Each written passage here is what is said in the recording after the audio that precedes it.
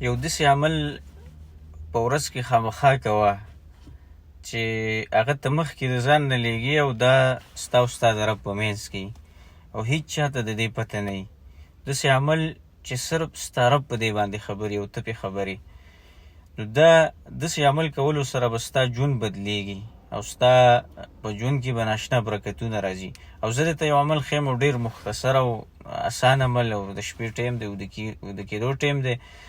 کله چې وده کېږي نو وده کېدو نه مخکې اودس کوه او دا په دې نیت باندې کوه چې دا عمل دې دپاره کوم چې الله سبحانه وتعالی زما سره مینه محبت وکړي. او بیا د هغې نه وروسته 2 رکعته لمونځ کوه او دا کار همیشه کوه چې روزانه وده کېږي، هره شپه چې ته وده کېږي نو دا کار کوه. په دې عمل به ته الله سبحانه وتعالی ته دونه ګران شي، دونه به ورته ګران شي چې ته د الله نه څه غواړې نو الله سبحانه وتعالی به ستا هر حاجت پوره کوي، ستا هره مسله به حل کوي. کله چې یو انسان الله ته نږدې شي او الله ته ګران شي نو د انسان مسلې هم ختمې شي.